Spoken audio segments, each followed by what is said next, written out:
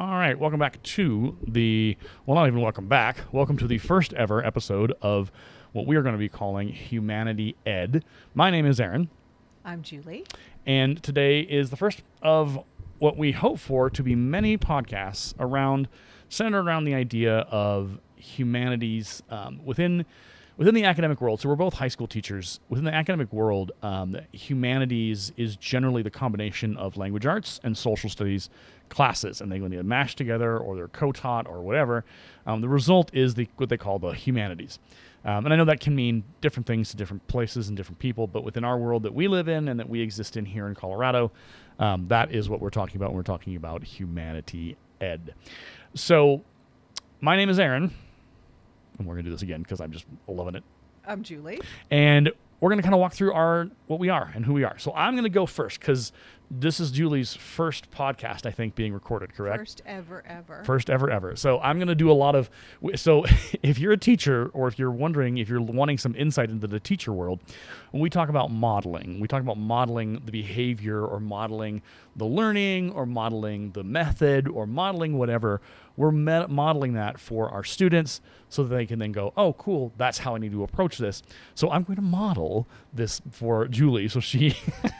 Did you like that? You like that little teacher insight work there? I do. Please model away. I'm not Vanna White, but I'll try. This is now I have to think about this for a second. 2, 5. Okay, so I am headed into my 8th year of teaching overall. That's a long time. So I started my teaching career here in Fort Morgan at the middle school. I taught 6th grade literacy for 2 years. And then I got the heads up that the language arts teacher at our local alternative education campus, also known as AEC, that the language arts position was going to be opening due to retirement. And I had built a relationship with our principal as a 6th grade literacy teacher because she had found me on Twitter and she had begun to mentor me and help and work through a lot of things with me. And so that was already a 2-year-long mentor relationship before she called me and said, "Hey, I'd like for you to interview for the position of language arts." And I said, "Okay." And so I did, and I got the job. And so I have been doing that for the last trying to think of this in a second. Last 5 years. This is now my 6th year going into Lincoln High School here in Fort Morgan, Colorado, as a language arts teacher. I teach classes from 9th to 12th grade, and then the model that we use here at Lincoln is very different than what you would find in a normal classroom. I don't teach from the front. I am not a sage on the stage. I am very much a guide on the side, or I'm working one-on-one with the students as they work through the work that is very self-paced. I am a reader, but more so than a reader, I'm a writer. And I have been writing since the better part of middle school, which is 1995. So if you want to calculate that in your head, 1995 to 2025, it's a long time. And I've always enjoyed writing. I've also found recently that I enjoy editing. And so I also have a book that I've published on Amazon. You can find it under 7 Days, Aaron Delay. You just need to search for it. It's there.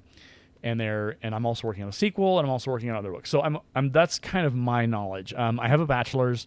I am going for my master's in educational leadership, which means that I will eventually come out of that program with a principal license and the ability to, at some point farther down the road than now, be able to apply for a principalship job within secondary ed, which means middle school and or high school. That's kind of my abbreviated story, but also my credentials. I'm licensed to teach in the state of Colorado. I passed the praxis. I've been deemed proficient in my teacher evaluations. Like, this is not some fly-by-night operation. Like, if you're listening, like, okay, well, how kind of good a teacher is he? I'm pretty good. Like, they haven't found reason to let me go or to be like, yeah, you're not doing your job. So I've self-built all of my curriculum for the high school I teach at for the alternative ed. We have about 40 to 45 students, and I came in and basically reworked and rewrote all the curriculum from the core classes to even creative writing and a podcast class that we do, and several other classes that we're going to be debuting this year as well. So that's me and my history. So now that I've modeled what that needs to look like, Julie, where are you coming from? Who are you? What's your educational background? what do you bring to the table when it comes to discussing humanity through the lens of teaching, but also just education in general? Oh my. Okay. Well, thank you, Aaron. First, before I start, I do want to make a comment. You are not just an okay teacher or a good teacher. You are a fabulous teacher, and Well, I the appreciate student. I mean, it is absolutely the genuine truth, and it is what I have observed. It's what our students would say. It is what your colleagues in the building would say. The care and the passion that you bring to what you do and what you transmit to our students is absolutely wonderful. So that said, let's see about me. Okay, well, I don't know. I just showed up here because I was told to be here. That Let's pretty see. much is. I put in a calendar invite and said, Julie, let's go. Yeah. Okay. So, as you know, I'm Aaron's colleague, and I teach with him here in Colorado at the alternative school that we teach at. And I come to this. This is my goodness. This will be my 6th year of teaching in alternative high school settings. Okay. And that includes 2 years in Oklahoma, 2 years in Denver, and 2 years here already in Fort Morgan. So, oh my goodness, I guess I'm starting my 7th year, not 6th year. Yeah. So that is my experience at high school teaching social. I teach social studies and business classes, but I really think of myself as social studies, and for me that includes history, philosophy, art appreciation courses, geography, civics, things like that. Okay. And my educational background is I have a bachelor's degree in history, big history geek, have been a history geek since I was in 2nd grade, and my 2nd grade Irish teacher just set me on fire with her accent and her ability to tell stories with her rolling R's about history. I just loved sitting there on the rug during circle time, watching her green eyes flash as she told the stories and made them come alive. Yeah. So love history. And my master's degree is, I have a master's degree, and it is in something called, I guess my label was liberal studies when I went through the program. They've now changed it to integrative studies. Ooh. And it's basically an interdisciplinary program. Okay. My focus was on cultural anthropology and feminist studies. Okay. So that's what I did my master's degree in, and had a lot of fun doing that. So much fun that I didn't want to give it up, and went back in for a PhD. And I have a PhD in educational studies, which you said you're going into educational leadership. Educational leadership and educational studies are sort of like cousins, but educational studies is the one nobody wants to invite to the family reunion. So, yeah. So we're kind of like the oddballs of the department. And so my program is history, sociology, and philosophy of education. I majored in philosophy of education for my PhD with a minor in women's and gender studies. Okay. So that's my background. I have taught as an adjunct at the University of Oklahoma and at Metropolitan State in Denver and Metro Tech in Denver for well, I'm not currently teaching. I did not teach last year, and I'm not planning on teaching this year, but probably for a total of about 25. No, that's way too long. 20 years. Okay. For about 20 years, working with adult learners, doing that. I definitely enjoy that. But I think I decided at some point after I finished my PhD that I just wanted to be somewhere where I felt like I could make a difference without having to navigate the political waters. Yeah. And higher ed is all about those political waters. Yep. And I did not enjoy that. So I enjoy conferences. I enjoy research. I groove on that kind of thing, but not the political side of it. So I feel like I'm really loving what I do. I think I found my passion. It just kind of happened by accident, working in alternative ed. And it's where I'm going to be, at least for a while. That's awesome. So the political piece that Julie is referring to is you've seen a lot of issues on our East Coast at our what do they call them, the Ivy School, the Ivy Leagues. There's a lot of issues there, but there's not just that. There's a lot of kind of movements that have kind of gotten tripped up in the political versus the learning and the educational. And I've never worked in a college. I've gone to college. I attended Metro State. Actually, Metro State's where my degree is from. And so there's a lot of conversations about a lot of subjects within upper academia. And I think I will use this expression in all the podcasts I ever talk on.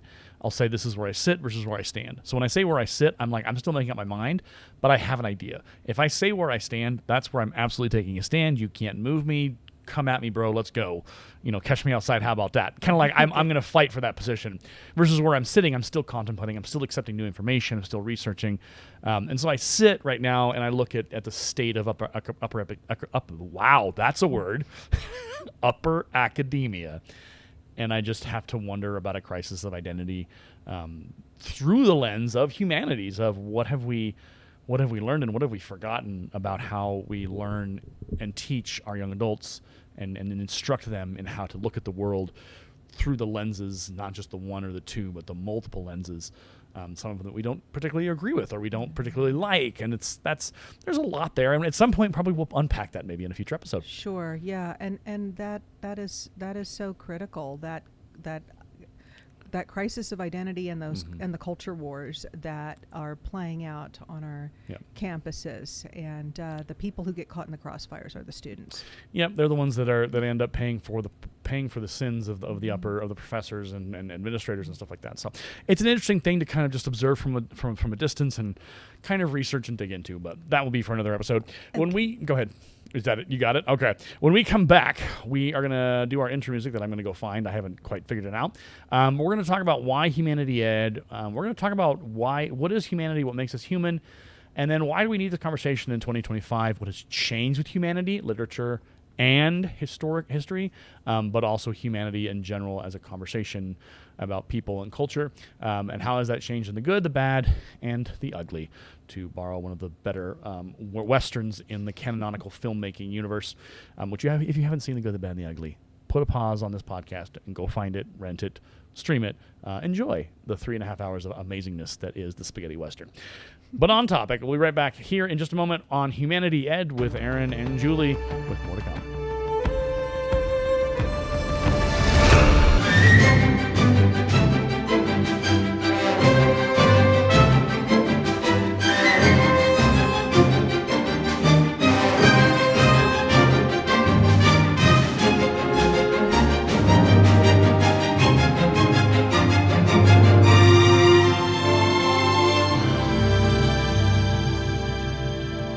Welcome back to the debut episode of HumanityED.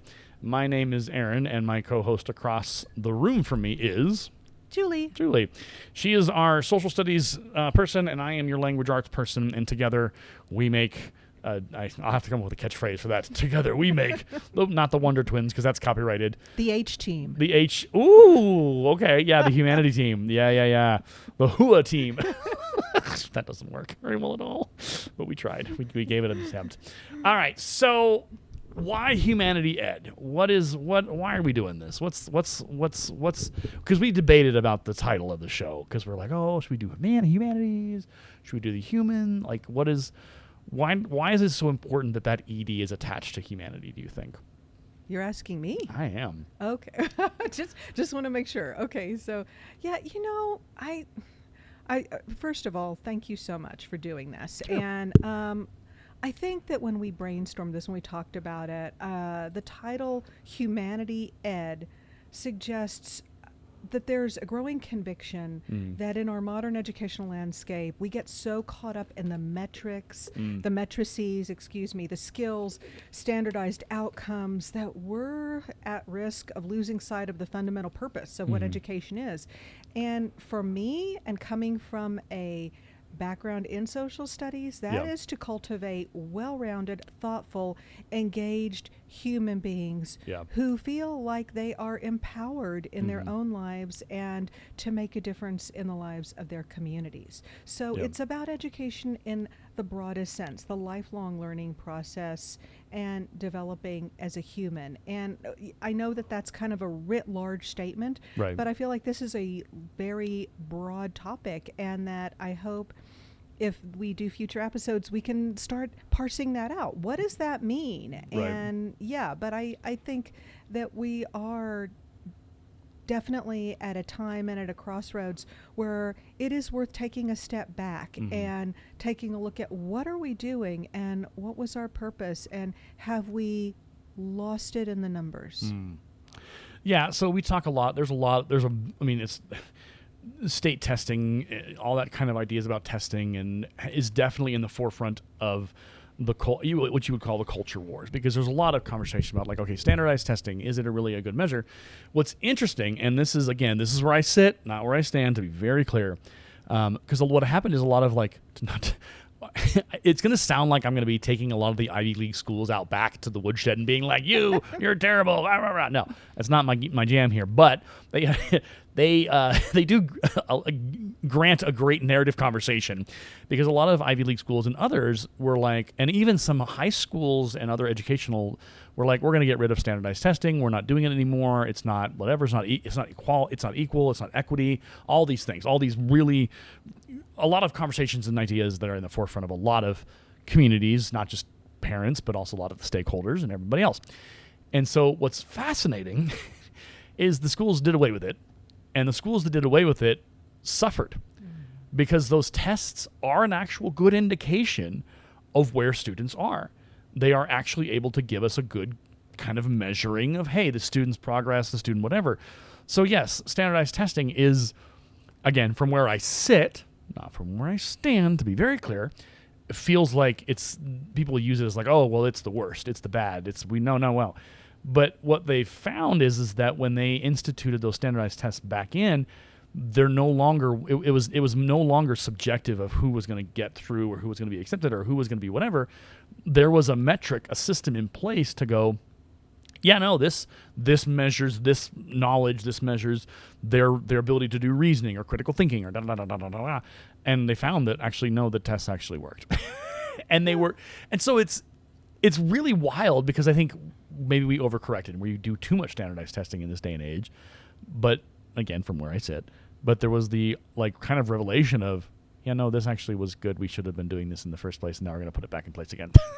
No, I understand what you're saying, and here's the thing: it's not that we need data. I'm not saying we don't need data, and testing and assessments is part of understanding how to improve the process of teaching, learning, and curriculum. And what's working and what's not working. So, and we do need those matrices, but not just for the sake of themselves. Right. We need them. Okay, so I'm going to just switch gears for a second here. Feel free. I'm more of a philosopher. Make sure you use the clutch, though, Julie. Okay. Well, I'm down gearing. Okay, down gearing, okay. I'm more of a philosopher, and I like to pose questions more than definitively answer them. So I guess you could say philosophers, we're perpetual sitters. We're perpetual sitters. We're not standers. You're also, when you sit, you're poking things with a stick. Yeah. And being like, oh, that hurt you? Tell me about it. And you were like, no, you just poked me. Ugh. Okay. Philosophers, they're the worst and the best. Well, okay, so here's some questions that I just want to maybe think about, and maybe ask you and just everyone to think about. Okay. What kind of human beings are we shaping through our educational system? Oh God. And that's a big one. How can we ensure that learning and the testing that we do to make sure that it's working is still fostering empathy, critical thinking, along with critical thinking, creativity, along with rationality, and a deep understanding of ourselves and others. In other words, it's not either or, it's both and. How can we have both pieces of that? So it's interesting. There's been a lot of conversation about literature and about content and what the canon that we're using.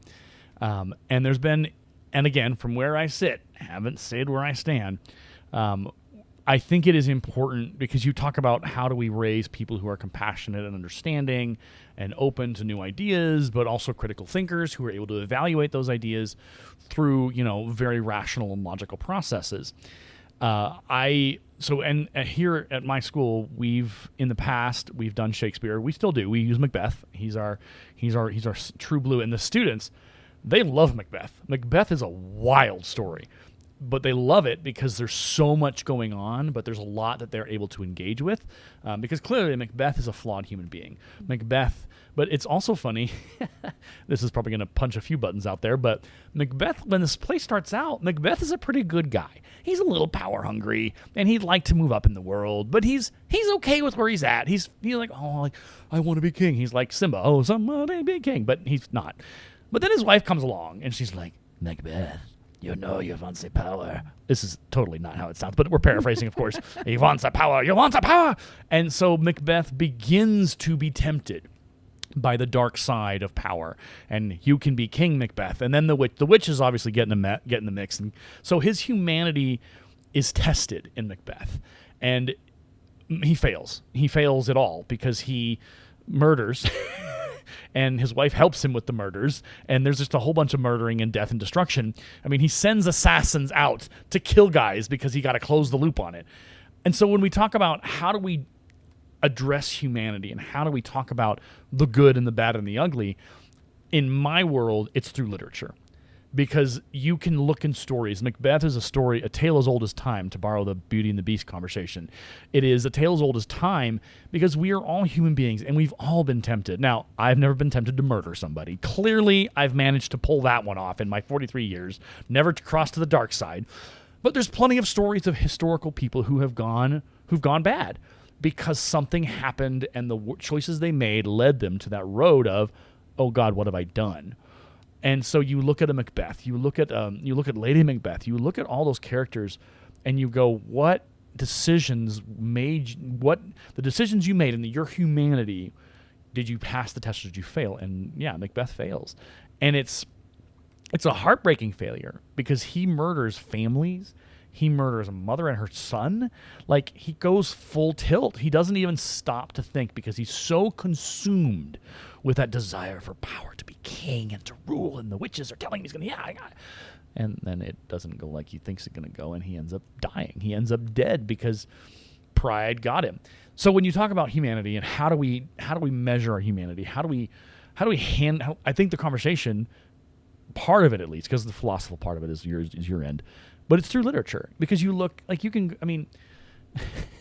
go to any book, and I use the canon because and I'm gonna credit him, Matt Ryan. He's on Twitter. We've been friends for years. He's a very big of a defender on the canon, and he has canon chat weekly on Twitter where he sits down with people and talks about the canon. Now, he's been open to the canon being changed and updated and all that kind of stuff, and I think that's important. But I think it's also important to never take the canon and throw it all out, because the stories that are as old as time, the Macbeths, the Hamlets, the Othellos, those stories still resonate today with us because they reflect our humanity. They reflect the good parts of our humanity. They reflect the bad parts of humanity, and they reflect the ugly parts of our humanity.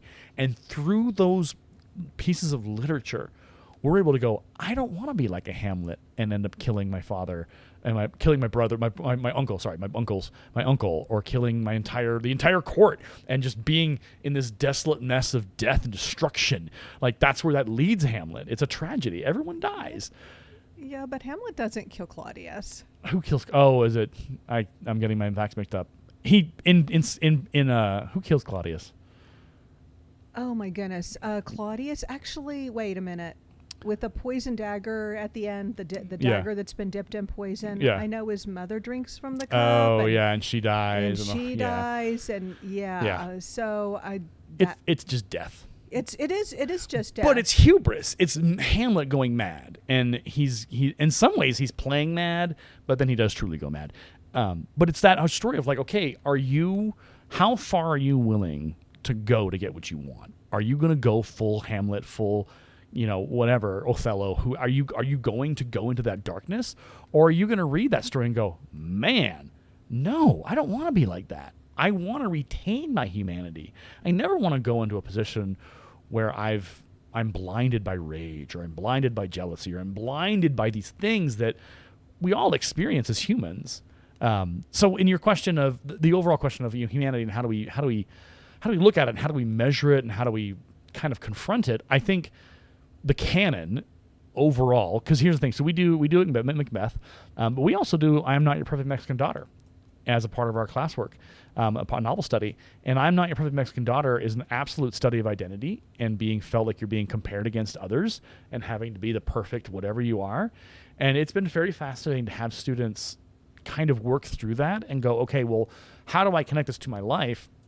And has there been a time where I've had, these expectations that are impossible to meet, and how did I meet them, or how did I not meet them? But not just that, but how do I now go forward? What do I become? What is my identity after being expected to be perfect and I couldn't meet it? How do I make it my own perfection? How do I make it my own? How do I make myself the imperfect perfect going into my life, into my future down the road as a young adult, and eventually an adult and a family and whoever? And I think that's the power of literature, because you can look at the characters and you can go, man, I understand why she did that. I don't like it. I don't agree with it. But man, that's an interesting choice. And now you can internalize that and go, man, I've probably had to I've made that choice before. Or I now know that I have to really think about it. I have to face that choice. And so literature in my educated bachelor, not even halfway through my master's program educated brain, literature is the power. Literature is the mirror, which we can go, ooh, I don't want to be a Jay Gatsby. I don't want to be actually any of those characters in that book. None of them are really great. They're all kind of a mess. But that's also the thing. Like, we're all a mess. Like, even our unreliable narrator, Nick, he's a mess too. He's no better. They're all just a disaster. But I think that's where we find kind of the moment of realizing that I can be better. I can be a better human, because, man, looking at all these flawed characters, you identify with them, but you say, I want to be the best version of myself.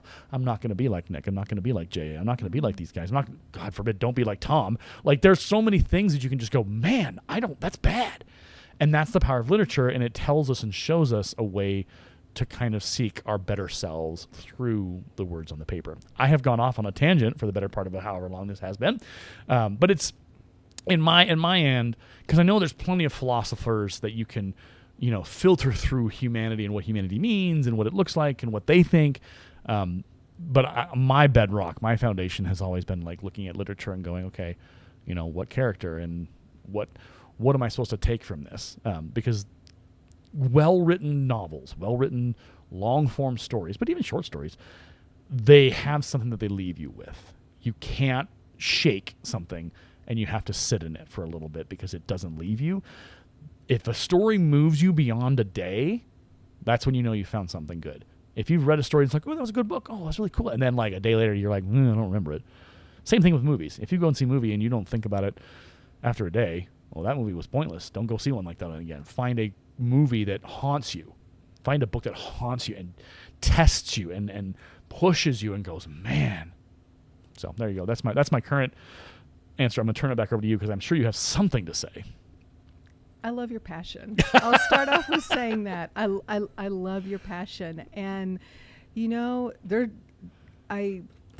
so much I could say. I will just say that, okay, so the stories that you're talking about, yep. I mean, the idea of didactic stories mm-hmm. and the way they work as vehicles mm-hmm. for transporting and retelling moral messages yep. over time. This is timeless. It goes all the way back to the Epic of Gilgamesh. It goes mm-hmm. all the way back to the Aeneid yep. and the Odyssey, and a lot of the Greek and Roman plays mm-hmm. dealt with these very same issues. And there's yep. something, to me, very deeply moving, even spiritual, mm-hmm. to think about people that lived 5,000 plus years ago, yeah. struggling with the same yep. kind of ethical, moral dilemmas that we struggle with today. And you're right. This is timeless to us, and yep. it seems to be universal. and like the Mali epic of Sanjara, you know, Mm-hmm. and the Bhagavad Gita. They have Right. similar in different cultures. Mm-hmm. And that's when I think about philosophy, I know that there's the navel gazing stereotype, but I'm thinking about it in Right. the broadest, most interdisciplinary sense Mm-hmm. that brings together the literature Mm-hmm. and the passion that Yeah. you are talking about, and the importance of having students connect with this and seeing students' faces when they read I Am Not Your Perfect Mexican Daughter, or they Yeah. read Hamlet, Yeah. or they read Macbeth, Macbeth, or yeah. or the Gatsby, Yeah. Great Gatsby, and seeing that connection in their eyes where it reminds a character reminds them of their uncle, Yeah. or their father, or or themselves. Death of a Salesman, if you want to get I mean, I there's- could spend an entire episode on that play. Okay, so Oh. we might have to go back to it, but I guess what I want to say is I just think, the only thing that I fight against, this is a stand for me. Okay, all Like, right. you're not She's gonna- standing on principle. I am Buckle up. This is me standing up, not sitting in my philosopher's comfy chair. Right? Okay. I am a firm believer that disciplinary siloing is destructive. Amen. Yeah, I agree. And it's sort of like Cartesian dualism. It's artificial. Yeah. We need to actually think about the way that the philosophy that in philosophy the humanities, literature and civics, Yeah. and governance, Yeah. and this idea of what kind of a society, what kind of a culture we should be. Right. All of these stories that you're talking about, in one way or another, stories reflect culture. Stories also create and Yeah. influence culture. Yeah. And even though in some ways I just argued that a lot of these stories are timeless, we're also evolving and learning and changing. By the way, we have new iterations of these stories, even if there's an underlying, like Joseph Campbell heroic cycle, and the Yeah. same stories are repeated again and again. We still have something to learn from them. Yeah. And each generation brings something new to that learning. So the place where I want to stand is just, I think it's just this idea of competing for resources, competing for prestige, competing for a sense of worthwhileness in the curriculum. I think we need all of these topics. And here's a problem. I think the humanities, your area and my area, we get siloed away too often from the sciences. And math is his own separate little world out there too. And, and I know math and science kind of come together, but this idea that we have hard sciences and soft sciences, and that humanities, to me, are just always underfunded, undervalued. They're often the first thing cut, and they're placed in the ontological basement. And I feel like we need to actually take a look at, again, coming back to that question of what kind of people do we want to be? What kind of people do we want our next generation to be? And your stories and your passion and your commitment for teaching that literature, that speaks very strongly to that, to empathetic, critical thinkers, to people who are prudential in their thinking and try to make wise choices and are trying to get better. So these, these Hamlets and Macbeths stand out as moral teachers, where not to go. Don't follow me, And so hopefully I would like to see, as a society, we revalue the humanities and also find more ways to make STEAM, not just STEM, STEAM an integral part of our education. Well, there's been a lot of conversation about STEM and STEAM and that whole thing. And again, this is where I sit. Now, no stands taken here. But I feel like that the danger that is that we focused on STEM too much which it was needed. Like, you look at the world today, it's definitely evident that we focused on STEM. Like, there is a lot more science, a lot of that stuff, a lot of that content is definitely moving through our generation, the younger generations, and being used, and we have rising numbers of those. But I will take a stand on English, language arts, literature should never be a situation where you skimp on literature. So I teach American literature history. I teach 2 semesters of it. I teach the first is, beginning of America to the Civil War, and then the second half is Civil War to present. And so we talk a lot about the formation of the country and the early authors. And it's very interesting because people talk about, like, oh, that's just old school. That's all the white folks, whatever, yada, yada, yada. There's a lot of buzz around, why do we need to read all this old stuff? And it's like, well, here's the deal. The reason why we need to read all this old stuff is because it's a part of who we are. It is our national collective identity. Now, is there certainly authors and content and things in that past that is problematic and less than stellar? Certainly. But that shaped us as we continued. There are plenty of interesting and fascinating stories of authors, some well-known, some not, that changed the world with their work. They changed the world. They changed the dynamic of American literature because they refused to conform themselves to the British way of doing the writing. They wanted to break free.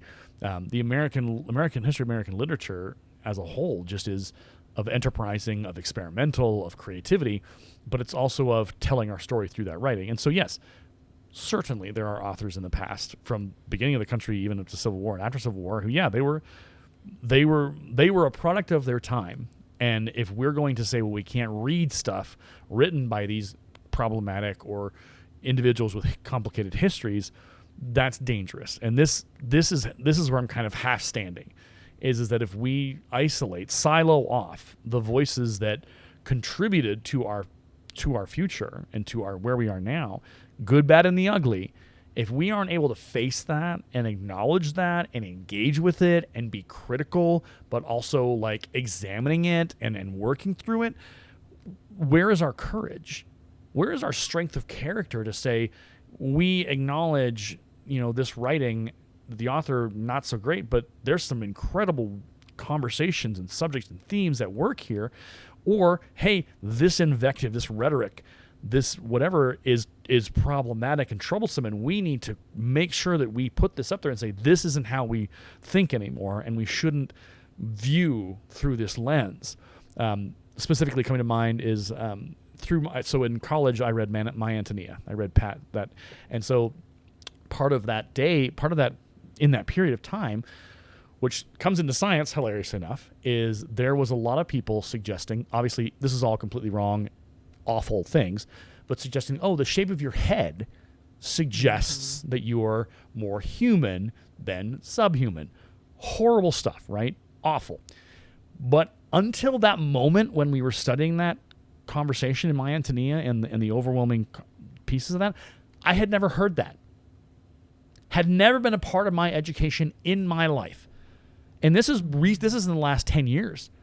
When I went to college. I went to college in 2014 back to get my bachelor's because I took some years off. And so going and digging into that and going, oh God, but here it was even better.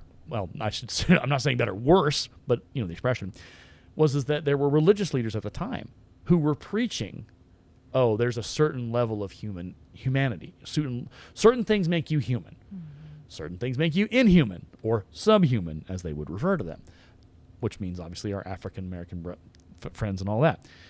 So that's our history. It's horrifying. But if we don't know about it, if we don't go, wow, that's what we did, we need to make sure we don't do that again. We need to make sure that we don't let that in our house. And because again, we're gonna skirt around and in and out of this line with this conversation. There are a lot of people today.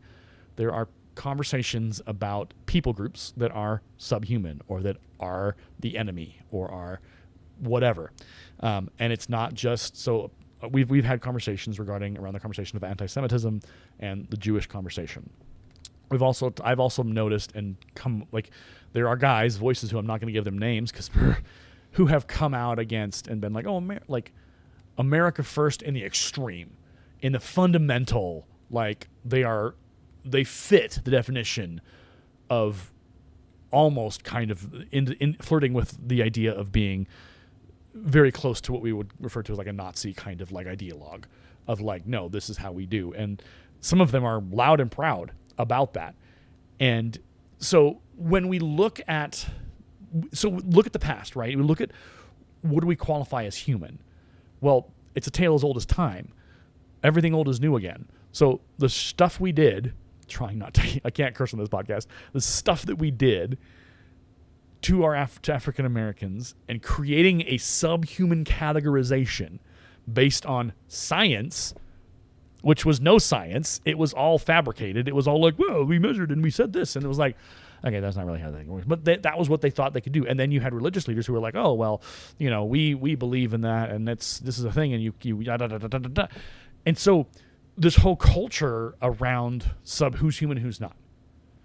And so when we talk about what is human, we have to look at that and go, that is something that people did.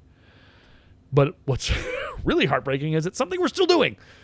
And so when people are like, oh, well, I'm like, no, you don't understand.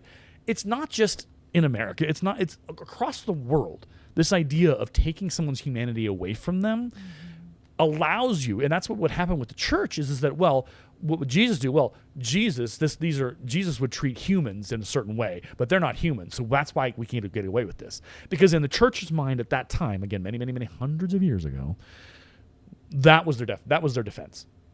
Oh, well, the science says they're not human, so that's why we can be okay with slavery.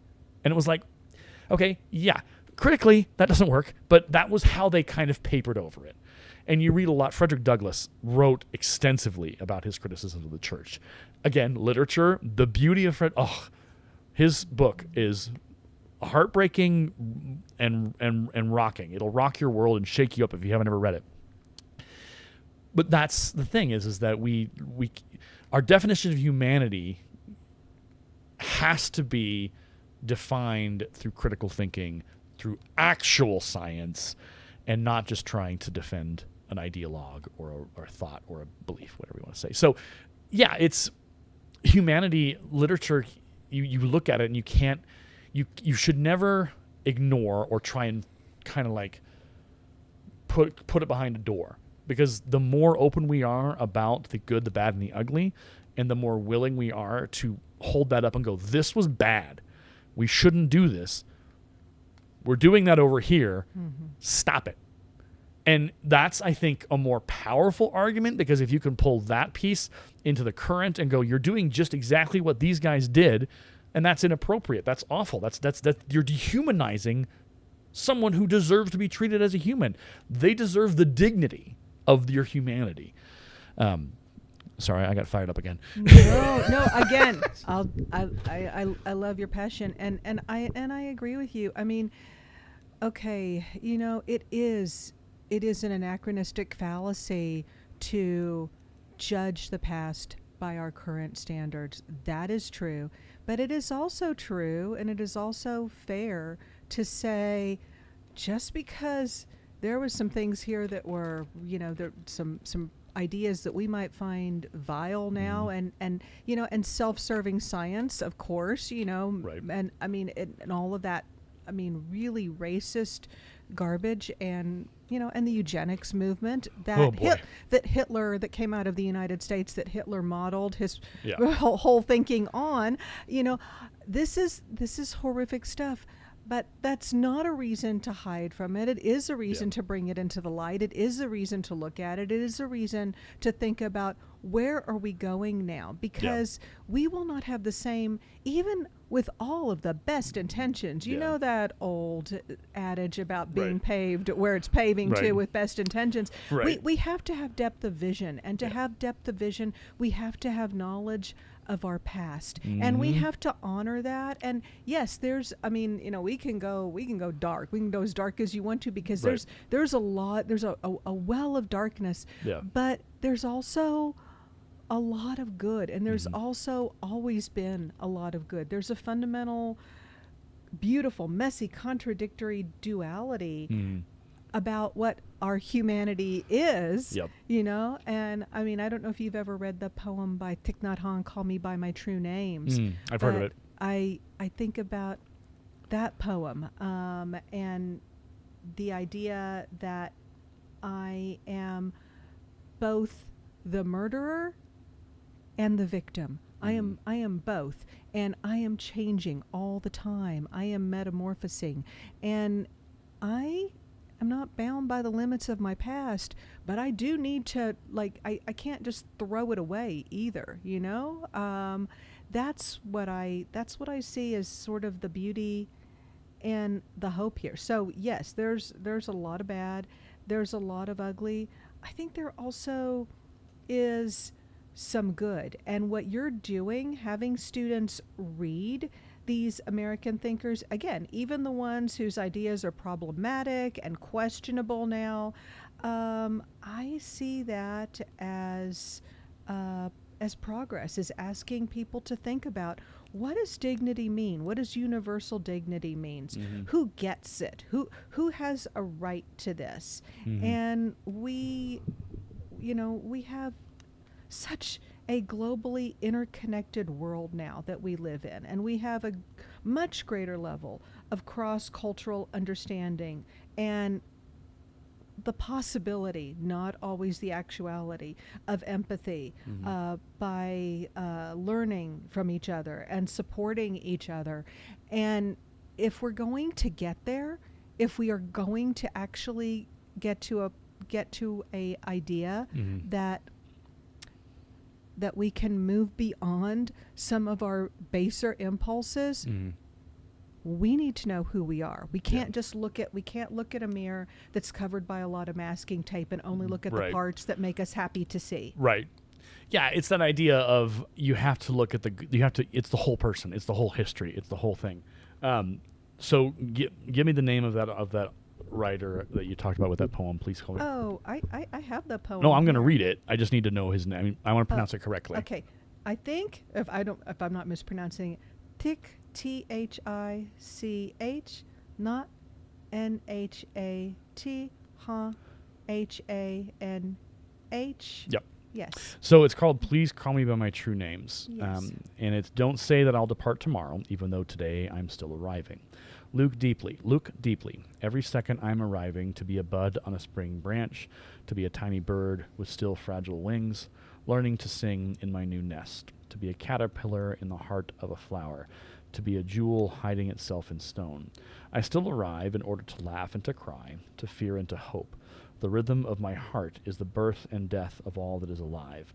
I am a mayfly metamorphosing on the surface of the river, and I am the bird that swoops down to swallow the mayfly.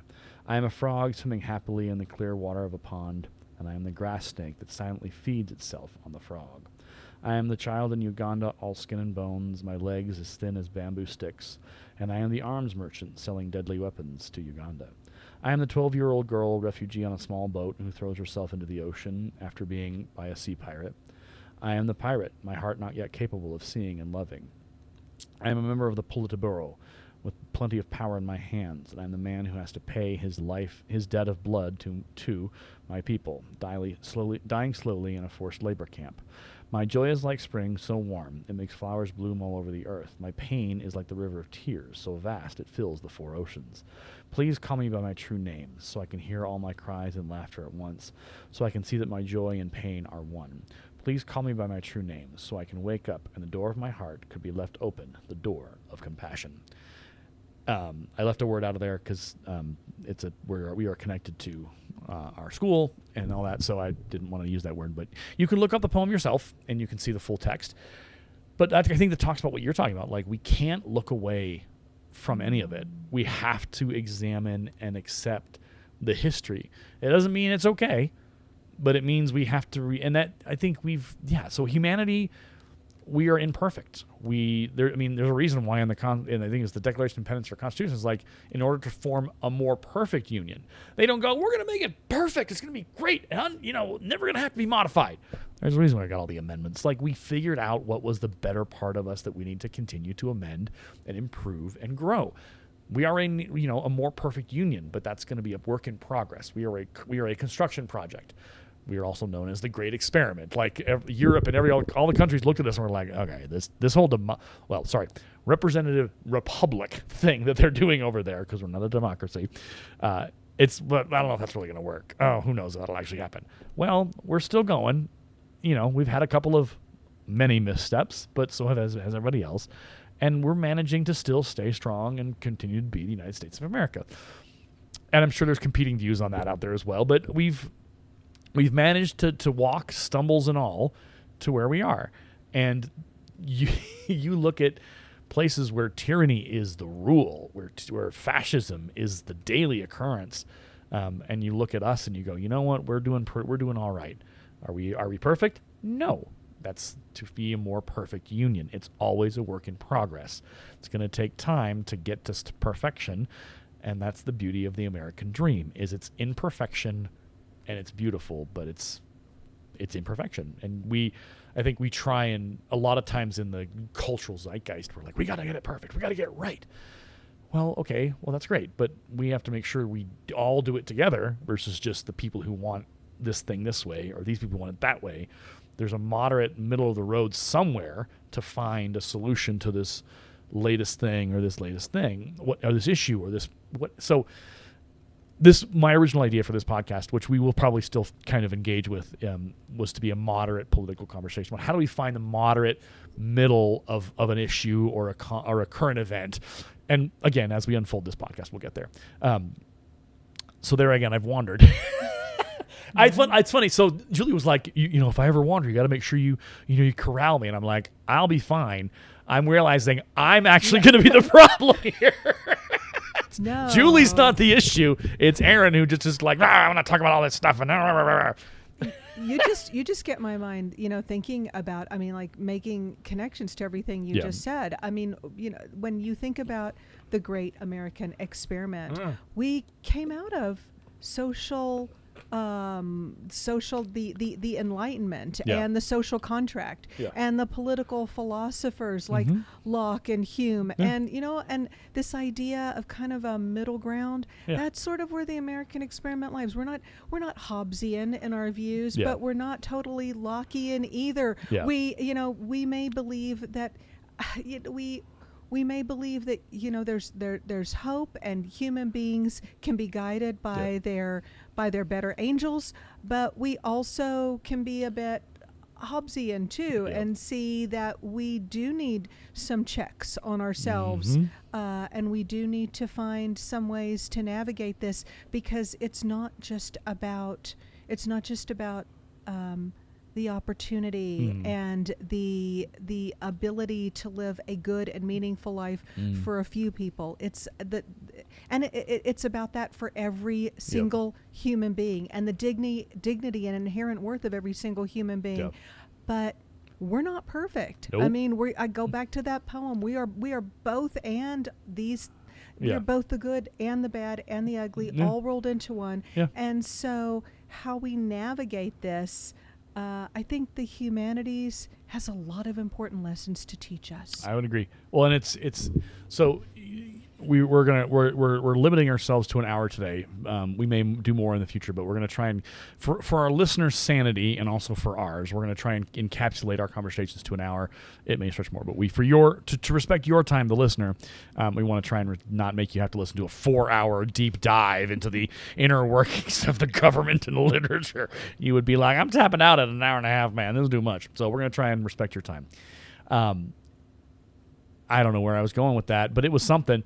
It was a point to it. It's always something, Aaron. It's always something. Well, I think so. Yeah. So okay. Yeah, I know where I was going. So we talk about we've talked. You and I have both talked about making sure that we have education and materials in history class specifically about the Holocaust and about World War II, but specifically the Holocaust and that. And the book Night by Eli Wiesel, is an incredible, it is almost the gold standard where you start with that conversation. And then you go, some people start with the Diary of Anne Frank, and then you graduate to that one. But those are historical touch points because they are real and they are literature in history.